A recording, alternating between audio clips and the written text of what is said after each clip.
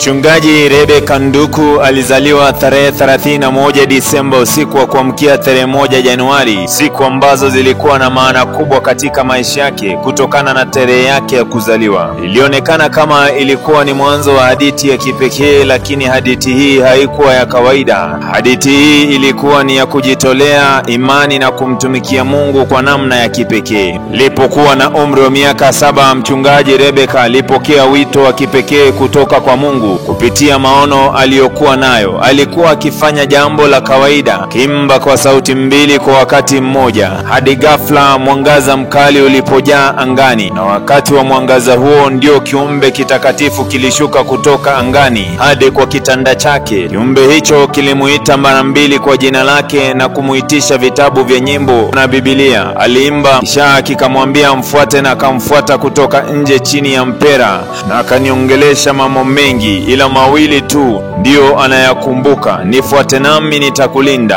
Hapo ndipo kiumbe hicho kikamwambia nifuate tena. Ghafla giza kikaingia. Wakati wa mwangaza huo ndio kiumbe kitakatifu kilishuka kutokea angani hadi kwa kitanda changu.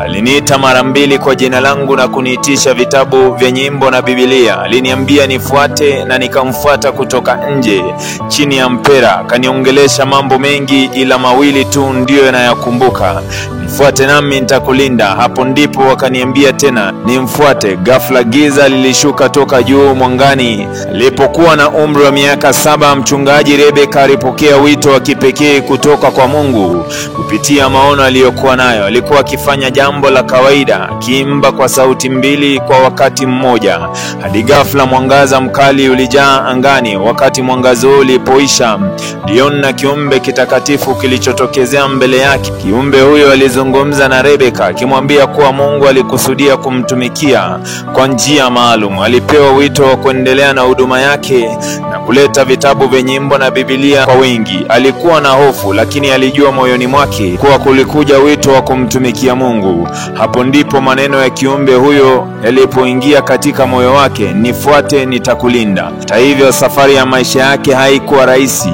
Rebeka alikuwa akiwa na changamoto kubwa sana kwa maisha yake. Kilelewa katika familia iliyokuwa chini sana, familia ya kiumaskini. Licha ya hayo, alijitahidi kwa nguvu zake zote kusoma, ingawa ilikuwa vigumu kutokana na mazingira ya kifamilia. Wakati mwingine hali yake ya maisha ilimfanya kuwa hata kicheko mbele ya wengi, na ikafanya wengi kumchekelea na kumbeza. Wengine walijua tu kuwa alikuwa ni mtu aliyekuwa anapitia magumu sana kwenye maisha yake.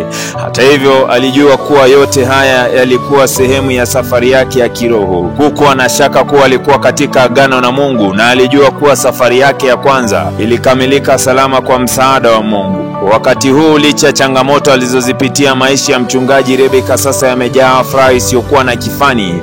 Amejawa na shukrani kwa Mungu kwa kutimiza ahadi zake.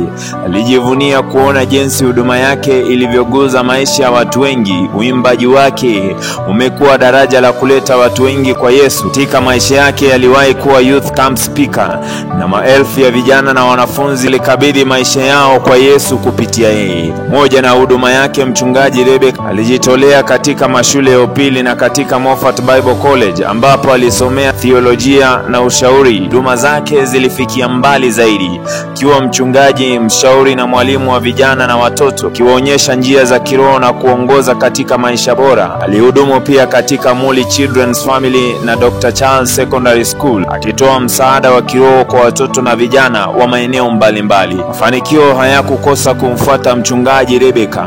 Aliwaza kutunukiwa tuzo 3 za heshima, ikiwa ni pamoja na The Fema Awards kuwa Vernacular Song of the Year kwa wimbo wake wa Yesu Ikaleta, Female Artist of the Year kwa wimbo wa Tulia, na Inspirational Personality of the Year kwa wimbo wa Yawe. Tuzo hizo zilikuwa ni ishara ya kujitolea kwake katika uimbaji na huduma yake ya kiroho. Leo maisha ya mchungaji Rebeka Nduku ni ya furaha na matumaini. Anamshukuru sana Mwenyezi Mungu kwa baraka zake na kwa kuonyesha njia ya kweli. Anaishi kwa imani, akijua kwamba kila hatua ya maisha yake imejaa ahadi za Mungu.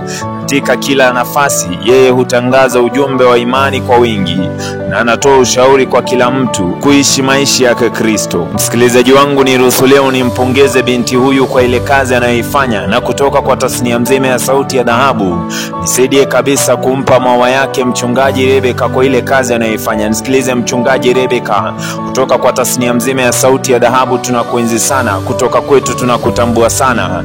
Maisha marefu, afya njema tunakutakia, zile ndoto zako zote zikaweze kutimia. Naweza kumfuatilia mchungaji Rebeka kwenye mtandao wake wa YouTube, Facebook, Instagram na TikTok kama Rebeka Nduku ama mchungaji Rebeka Gospel Minister. Hii ni Sauti ya Dhahabu. Jina langu ni Kelvin Nyakundi.